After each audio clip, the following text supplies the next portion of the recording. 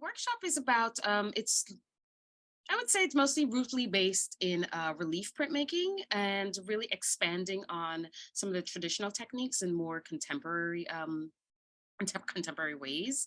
I kind of take pride in one of the things I like to practice within my own studio is being able to use materials that are familiar in very unfamiliar ways. And I think that starts to generate a lot of ideas.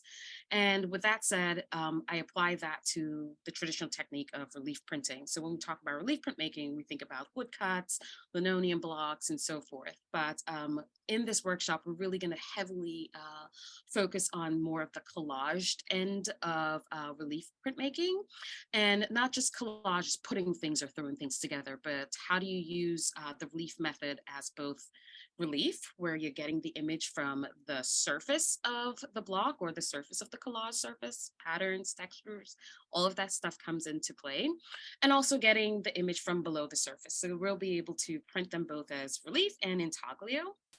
Um, and collage in terms of using found materials, materials that are readily available, not just as a surface to print from, but also as a surface to achieve textures from as well. So there will be a lot of techniques and terms that are familiar, but I'm going to kind of shake things up a little bit and use them in ways that you might not have imagined. And everything that we learn at the workshop, you'll be able to apply at home within your own studio space. So you're not dependent on having access to a print studio or heavy equipment.